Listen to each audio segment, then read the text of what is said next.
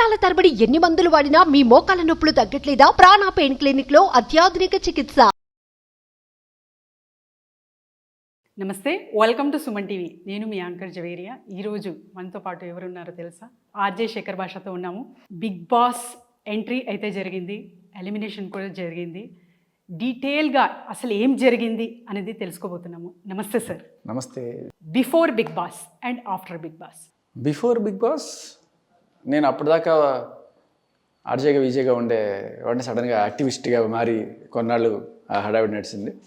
So ఒక social cause కోసం వెళ్తున్న టైంలో సడన్గా మళ్ళీ ఎంటర్టైన్మెంట్ అలా, అంటే నేను ఫస్ట్ నుంచి ఎంటర్టైన్మెంట్ దీంట్లోనే ఉన్నాను, ఒక ఆర్జేగా విజయ్గా. బట్ సడన్గా ఒక సోషల్ కాజ్ కోసం ఒక 50 రోజులు అలా చేస్తున్న ప్రయాణంలో మళ్ళీ బిగ్ బాస్ ఎంటర్టైన్మెంట్ జోన్లోకి వెళ్ళాను. So pure entertainment, positive entertainment ఇచ్చి తప్పుకొని వచ్చేసాం. ఓకే. సో వచ్చిన తర్వాత అప్పటిదాకా RJ Shekhar, Vijay Shekhar, activist Shekhar, Raj Tarun friend Shekhar, ఇవన్నీ అయిపోయి ఇప్పుడు బయట ఎక్కడ పోయినా బిగ్ బాస్ శేఖర్.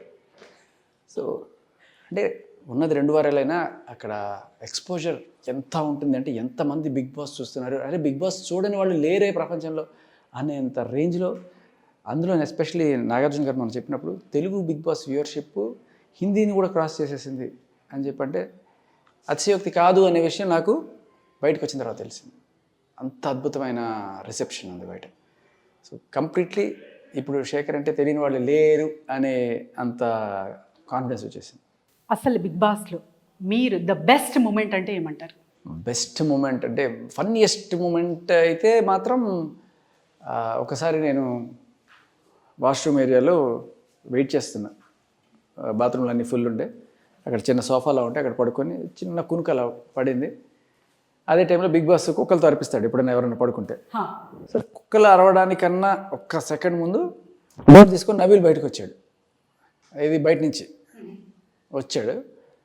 అది ఎవరు ఏదో దొంగతనం చేశాడు, నిమ్మకాయ ఏదో దొంగతనం చేసి జేబులో పెట్టుకున్నాడు.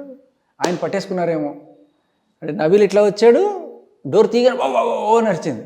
యాక్చువల్లీ నా కోసం వస్తే వాడిని పట్టేసుకుందని వాడు ఇట్లా కంగారు పడిపోతాను. నేను కళ్ళ ముందు లేచి వాడు ఇట్లా కంగారు పడుతురా, నువ్వే పడుకున్నావు అన్నాడు.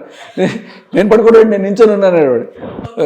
వెంటనే బిగ్ బాస్ శేఖర్ భాష ఎవరు పడుకున్నారు అన్నాడు ఆయన. పట్టేసుకున్నారు. సో అలా ఒక మంచి ఫన్నీయెస్ట్ మూమెంట్.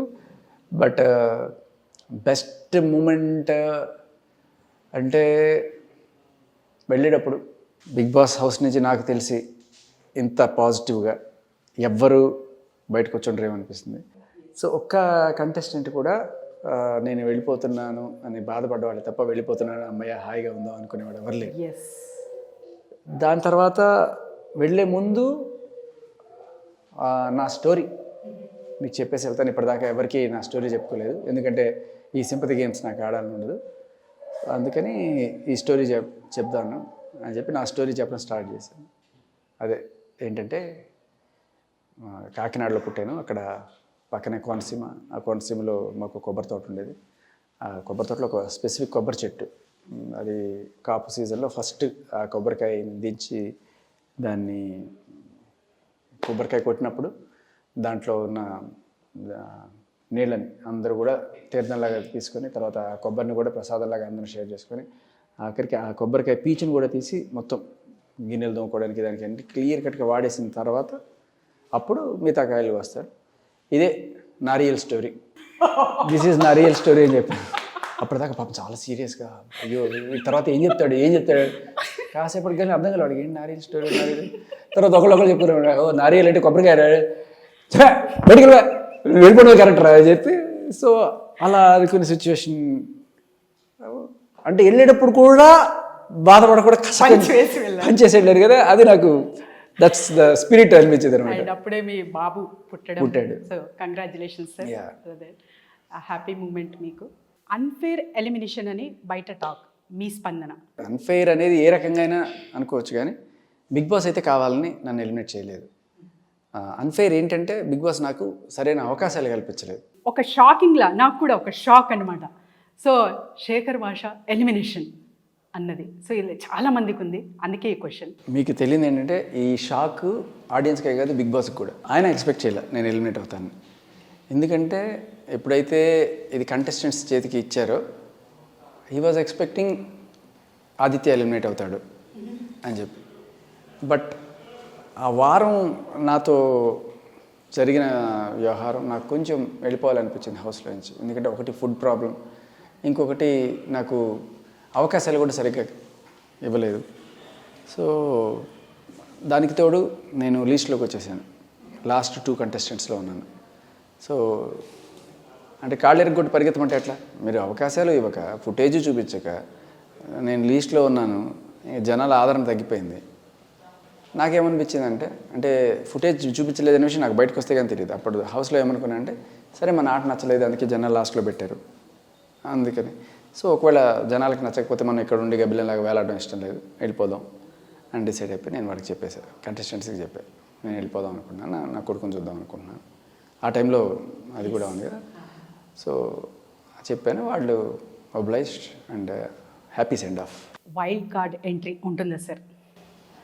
తెలియదమ్మా, వాళ్ళని అడగాలి మీరు, మనకి ఏం ఐడియా లేదు. రావాలని గట్టిగా కోరుతున్నాము, నేనే కాదు మీ ఫ్యాన్స్ అందరూ. సో మీలాంటి పర్సనాలిటీ ఒక సొసైటీకి ఆదర్శం అని చెప్పాలి. ఎందుకంటే మీరు అంటే చాలామందికి తెలుసు, ఒక నిజాన్ని చాలా గట్టిగా పోరాడారు, అది కూడా చాలా ధైర్యంగా. సో మీలాంటి వాళ్ళు సొసైటీలో చాలా మంది ఇంకా రావాలి. అండ్ తర్వాత వచ్చేసి నిజం ఏంటి అది తెలుసుకొని అక్కడే నిలబడాలని కోరుతున్నాను. అండ్ ఎవరు ఆ స్ట్రాంగ్ కంటెస్టెంట్ అనుకుంటున్నారు, ఎవరు ట్రోఫీ గెలుస్తారు బిగ్ బాస్లో? ఎవరు గెలిస్తే బాగుంటుంది అనుకుంటే నేను సీత గెలిస్తే బాగుంటుంది అనుకుంటున్నాను. బట్ స్ట్రాంగ్ వచ్చి నబీల్ ఉన్నాడు. నబీల్ అండ్ నిఖిల్ కూడా స్ట్రాంగే. బట్ నిఖిల్కి కొంత నెగిటివ్ అవుతుంది సోనియా ఎఫెక్ట్. బట్ అదర్వైజ్ సకల సుగుణాభిరాముడు నవీల్ అండ్ సకల సద్గుణవతి సీత. సో వీళ్ళిద్దరిలో ఎవరైనా గెలవచ్చు. అండ్ విష్ణుప్రియ మంచితనం, అమాయకత్వంతో ఆవిడ హార్ట్స్ని గెలుచుకుంటుంది. సో తను కూడా రేస్లోనే ఉంది. సో ఇప్పుడు చాలామంది అంటే బిగ్ బాస్కి వెళ్ళాలన్నా నెక్స్ట్ కంటెస్టెంట్ మైండ్ ప్రిపేర్ చేసుకొని వెళ్ళాలా, బ్లాంక్తో వెళ్ళాలా? కొన్ని సజెషన్స్ అయితే చెప్తారు, గుర్తుపెట్టుకోండి. బిగ్ బాస్కి వెళ్ళి ఆడాలనుకునేవాడు ఫస్ట్ ఏం చేయాలంటే కొంత వంట నేర్చుకోండి. వంట అంటే ఎస్పెషల్లీ చాయ్ లేకపోతే కాఫీలు ఇవన్నీ కూడాను మీరు ఏదో స్పెషలిస్ట్ అన్నట్టు బిల్డప్ ఇవ్వాలి. సో ఆ కిచెన్ గట్టుని మీరు కొంచెం ఎక్కువసేపు అంటు పెట్టుకొని ఉండడం వల్ల మీకు ఎక్కువ మైలేజ్ వస్తుంది, జనాలు మిమ్మల్ని ఎక్కువ చూస్తారు. అండ్ ఆ కంటెస్టెంట్స్లో కూడా మీరు ఎక్కువ వాళ్ళకి ఏదో సర్వ్ చేస్తున్నట్టు ఉండడం వల్ల ఒక మంచి పాజిటివ్ ఇమేజ్ అయితే వస్తుంది. సో ఫస్ట్ దక్కించుకోవాల్సింది కిచెన్ ఆక్యుపై చేసుకోవాలి. సో అందరూ ఫస్ట్ కిచెన్కి వెళ్ళాలంటే ఏం చెప్పాలి? జాకీ చాన్ అని చెప్పాలి. Jackie Chan. That's great sir. Thank you so much Shekhar Basha గారు. Thank you so much. Feeling really blessed. Thank you Javeria.